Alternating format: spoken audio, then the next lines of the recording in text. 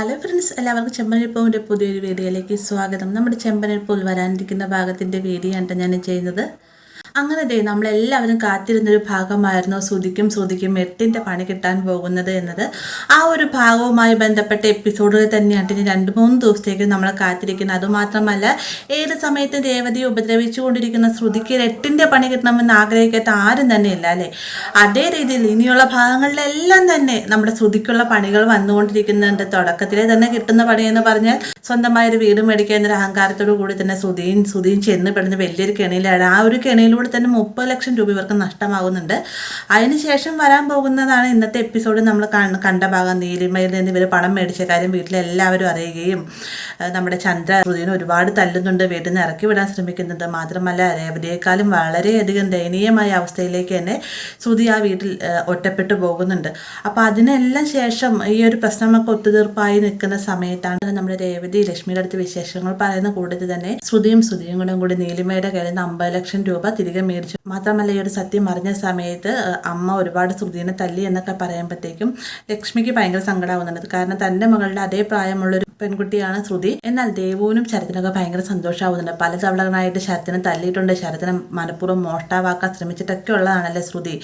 ആ കൂട്ടത്തിൽ തന്നെ ശരത്ത് മറ്റൊരു കാര്യം കൂടി പറയുന്നുണ്ട്. ഞാൻ ആന്റണിയുടെ അടുത്ത് വട്ടിപ്പലിശയ്ക്ക് നിൽക്കുന്ന സമയത്ത് ശ്രുതി അവിടെ വന്നിട്ടുണ്ടായിരുന്നു. ശ്രുതി ആന്റണിയുടെ കയ്യിൽ നിന്ന് പലിശയ്ക്ക് പണം മേടിച്ചിട്ടുണ്ട് പല തവണകളായിട്ട് എന്നൊക്കെ പറയുമ്പോഴത്തേക്ക് രേവതിക്കും ദേവുവിനൊക്കെ ഭയങ്കര ഷോക്കാവുന്നുണ്ട്. എന്ത് കാരണം കൊണ്ടായിരിക്കും ശ്രുതി പണം മേടിച്ചത്?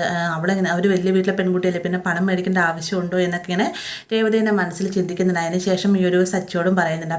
അങ്ങനെ രേവതിയും ശ്രുതിയും വർഷയും അടുക്കളയിൽ നിൽക്കുന്ന സമയത്ത് രേവതി ഒരു കാര്യം ചോദിക്കുന്നുണ്ട്. ശ്രുതി, നിനക്ക് പണത്തിന് എന്തെങ്കിലും അത്യാവശ്യമുണ്ടോ എന്ന് ചോദിക്കുന്ന സമയത്ത് നീ എന്താ അങ്ങനെ ചോദിച്ചത് രേവതി എന്ന് ശ്രുതി മറുപടിയായിട്ട് ചോദിക്കുന്നത് മറ്റൊന്നുമല്ല, നീ പലിശയ്ക്ക് ആന്റണിയുടെ കയ്യിൽ നിന്ന് പണം മേടിക്കുന്നുണ്ടെന്ന് ഞാൻ അറിഞ്ഞു എന്ന് രേവതി പറയുമ്പോഴത്തേക്കും ശ്രുതി ആകെ അങ്ങ് വെട്ടി വിറക്കാട്ട്. ഇത് കാണുമ്പോൾ തന്നെ വർഷ ചോദിക്കുന്നുണ്ട്, എന്താ ശ്രുതി ചേച്ചി ഇതുപോലെ വിറക്കുന്നത്? ഇവിടെ ഞങ്ങൾക്കാർക്കും ചൂടില്ലല്ലോ എന്ന് ചോദിക്കുന്ന നേരത്ത് ഞാൻ അടുപ്പിൻ്റെ സൈഡിലല്ലേ നിൽക്കുന്നത്, അതുകൊണ്ടാണ് ഇത്ര അധികം വേർക്കുന്നത് എന്ന് പറഞ്ഞിട്ട് ശ്രുതി തടി തപ്പുന്നുണ്ടെങ്കിലും രേവതി പറയാണ്, ശ്രുതി ഇനി ആന്റണി ആയിട്ടുള്ളൊരു കമ്പനി ഒന്നും വേണ്ട, ആന്റണിയെ പോലെ ഒരാളുടെ കയ്യിൽ നിന്ന് പണം മേടിക്കുമ്പോൾ സൂക്ഷിക്കണേ ശ്രുതി എന്നൊക്കെ ഇങ്ങനെ രേവതി പറയുന്നുണ്ടെങ്കിലും എൻ്റെ കാര്യം ഞാൻ നോക്കിക്കോളാം, എന്തായാലും നിങ്ങളുടെ അഡ്വാൻസിന് നന്ദി എന്ന് പറഞ്ഞിട്ട് ശ്രുതി അവിടെ നിന്ന് പോവാൻ കേട്ടോ.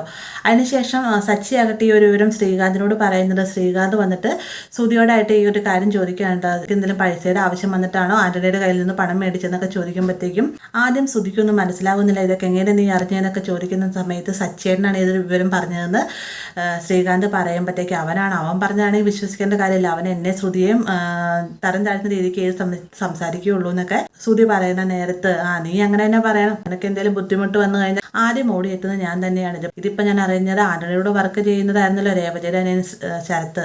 അവനാണ് പറഞ്ഞത് ശ്രുതി പല തവണകളായിട്ട് അവിടെ പലിശയ്ക്ക് പണം മേടിക്കാൻ വന്നിട്ടുണ്ടായിരുന്നു. എന്തായാലും ആ ഒരു ഇടപാട് നല്ലതല്ല ശ്രുതി, നീ എന്തായാലും അവളോട് സംസാരിക്കുക, അവൾ വലിയ വീട്ടിലെ പെണ്ണാണെന്നല്ലേ പറഞ്ഞത്. ഇപ്പം ഇങ്ങനെ പണം മേടിക്കുന്നത് കണ്ടിട്ട് എനിക്കിപ്പോൾ വലിയ വീട്ടിലെ പെണ്ണാണോ എന്നൊരു സംശയമുണ്ടെന്നൊക്കെയാണ് സച്ചി പറയുമ്പോഴത്തേക്കും ശ്രുതി ഒരു അക്ഷരം പറയുന്നതിനകത്തേക്ക് കയറി ചെന്നതിന് ശേഷം ശ്രുതിയോടായിട്ട് ഈ ഒരു വിവരം ചോദിക്കുന്നുണ്ട് കേട്ടോ. പെട്ടെന്ന് പ്രതീക്ഷിക്കാതെ നേരത്തെ ശ്രുതിയുടെ വായിൽ നിന്ന് താൻ ആന്റണിയുമായിട്ടുള്ള പരിചയം എന്താണെന്നും എന്തിനു വേണ്ടി ആന്റണിയുടെ കയ്യിൽ നിന്ന് പൈസ മേടിച്ചു എന്നുള്ള ചോദ്യം കേൾക്കുമ്പോഴത്തേക്കും ശ്രുതി ആകെ വെട്ടി വിറക്കുന്നുണ്ട്. എന്നിരുന്നാലും ശ്രുതി നല്ല രീതിയിൽ തന്നെ അവിടെ മാനേജ് ചെയ്യുക മാത്രമല്ല നല്ല രീതിയിൽ തന്നെ ശ്രുതിനെ പറ്റിച്ച് ആ ഒരു പ്രശ്നത്തിൽ നിന്ന് തടിതപ്പി പോവുകയും ചെയ്യുന്നുണ്ട്. അപ്പോൾ ഇങ്ങനെ ഒരു ഭാഗം നമുക്ക് വരാനിരിക്കുന്നതാണ്. വീഡിയോ ഇഷ്ടമായ ലൈക്ക് ചെയ്യാനും കൂടെ ചാനൽ സബ്സ്ക്രൈബ് ചെയ്യാനും മറക്കരുത്.